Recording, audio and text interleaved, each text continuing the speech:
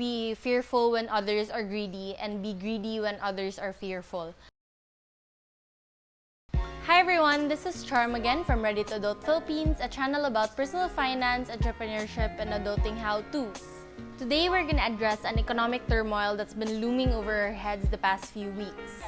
The recession. What is a recession? Are we in one? And what should we do? That's what we're gonna talk about in this video. So what is a recession? First, let's talk about the terms. Market correction, bear market, and market crash.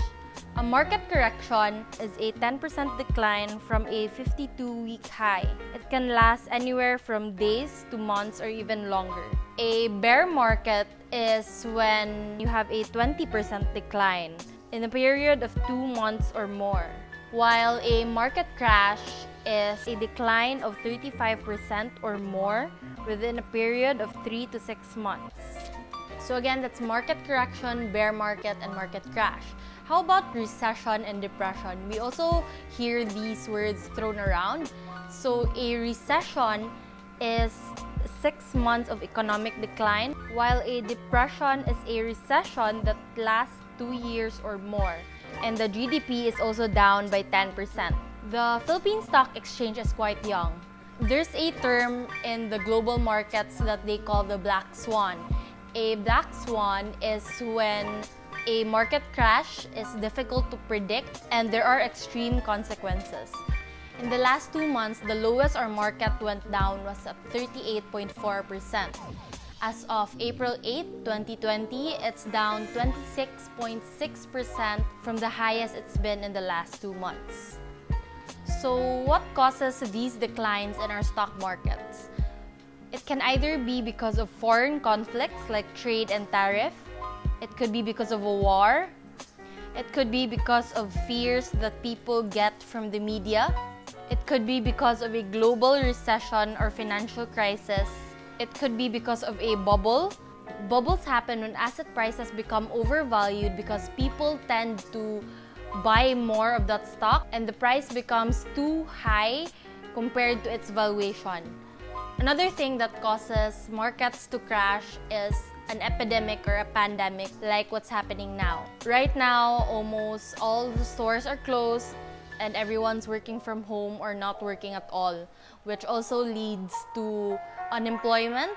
So when unemployment numbers rise, that means that their buying power is also affected.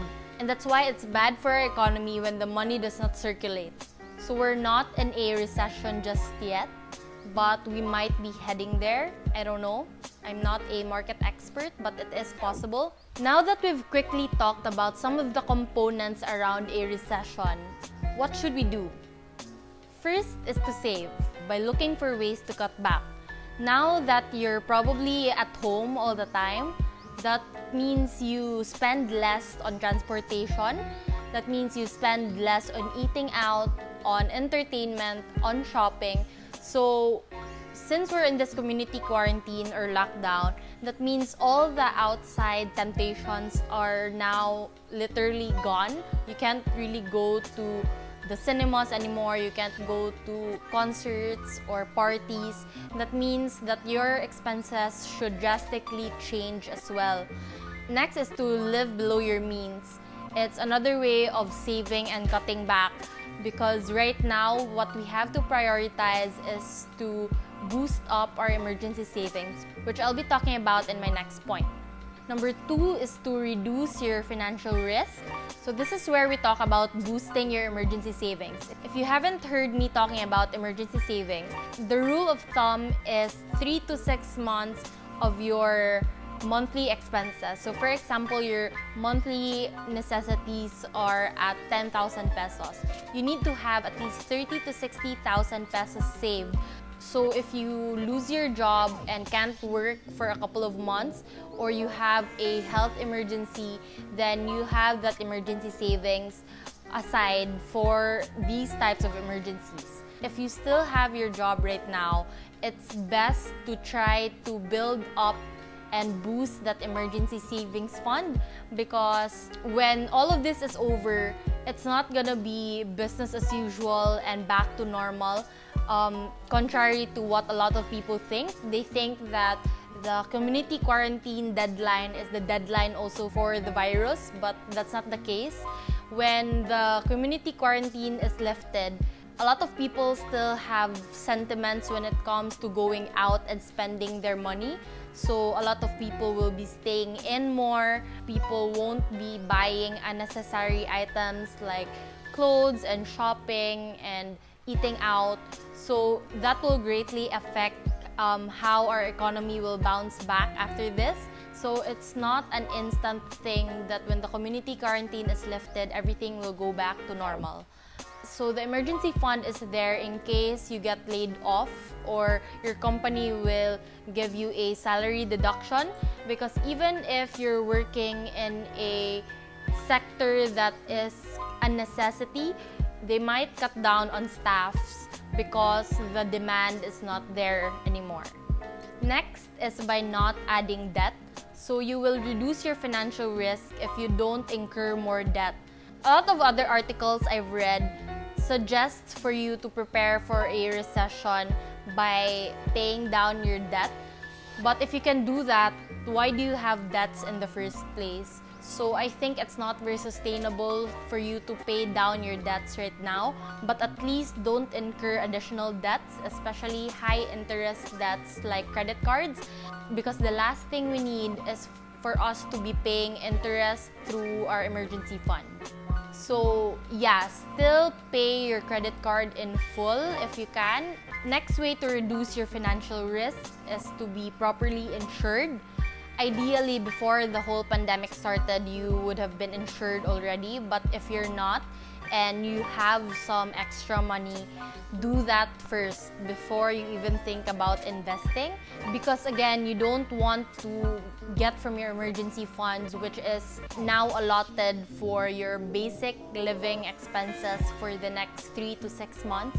You don't want to get from that in case hopefully you don't, but in case you get sick or you get hospitalized. So yeah, if you have some money set aside that's extra, that's not your emergency fund, that it's best to get insured right now. Now that we've talked about saving and reducing financial risk, next is to assess your risk tolerance in investing. If you have an emergency fund, if you're insured, if you don't have any debts, you should invest and take advantage of this time where basically the stock market is at a discount. So I have another video on the basics of investing, on how to grow your money. I'll put that up on the cards. So in investing, I'll start with a quote by Warren Buffett. He is a legend when it comes to investing during a recession. He said to be fearful when others are greedy and be greedy when others are fearful. Basically, that's what's happening to our economy right now. A lot of people are scared, thus driving down the stock market as well. And before this, there was the bubble where everybody was becoming really greedy. And that's when you should be fearful, because when others become too greedy and causes the assets to be overpriced, then a crash is most likely to happen. That's just what history tells us about how the stock market works. So when investing in a market crash, it's been told over and over again, but you need to diversify your portfolio. You can get stocks, bonds, or commodities. The idea there is not to allocate all your cash assets for investing in one particular stock or one particular fund. So some of the things that are great to invest in right now are, of course, stocks. So with stocks, finance experts advise you to invest in healthcare stocks. Although we don't really have a lot of healthcare stocks in the Philippines. Another is utilities, because if the economy does take time to recover, utilities is one of the things that people will still be paying for. Another is real estate or holding stocks. So they're at a major bargain price right now.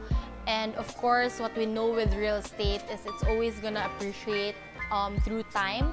So again, when you're investing, make sure that this is money that you can do without for the next 5, 10, or even 15 years. Another stock to invest in are high-yielding dividend stocks. And this is because even if your money is tied to a stock until you're waiting for it to go back up, at least you get some dividends from that stocks.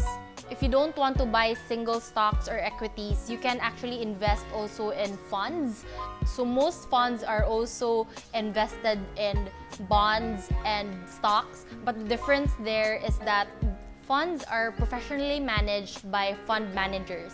So if you think you're not confident yet with your knowledge about the stock market and how the economy works, you can go and invest in a mutual fund or a UITF so that your money is professionally managed. Another place to invest in is real estate.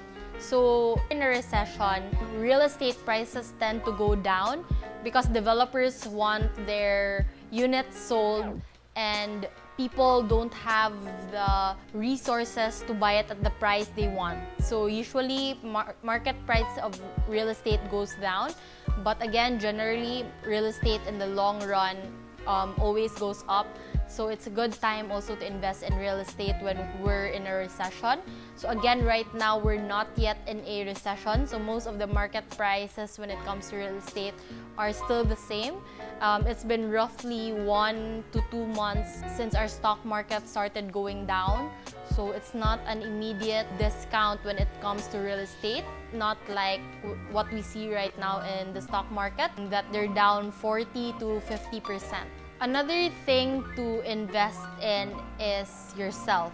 Try to make use of your time at home, be productive through learning. There are a lot of free online classes right now. I understand Harvard is giving out free online classes. So Coursera is another website that's giving out free classes. I heard they have classes about personal finance and the stock market as well. Harvard, Yale courses are up there on Coursera. Another is masterclass. I've been seeing a lot of ads about masterclass even before this lockdown, and I think they're giving out buy one take one right now. So for the same price a year, they're giving it to 2 people instead of 1. So invest in yourself by educating and building up skills that can possibly earn you in your side hustles later on. So I know not a lot of people are buying non-essential things and services right now, but when all of this is over and you need something to supplement your regular income, so learning those skills right now will give you an edge when it comes to looking for side hustles. So yeah, I'm not gonna make it too long because again, you should check out also my other video on how to grow your money or investing 101. As an individual, if you have the capacity to, then try to buy local. So again, the economy is weak right now, and any money that goes back to our local businesses will go a long way. Again, if you can, try to donate. It can be again to the frontliners who need PPEs, or also the less fortunate that needs our help right now. So to people who are in the no work, no pay scenario, we can try and help them by giving them food, vitamins, and water. So I will still be linking places you can donate to in the description box below, so please check that out. So when you're wondering how you can buy from local businesses, you can check out our Facebook group, Let's Eat Buy. I will link it in the description down below. So that's it on this video on how we can prepare for a recession. If it is going to happen, which it might, we never know really until we find a cure for this virus.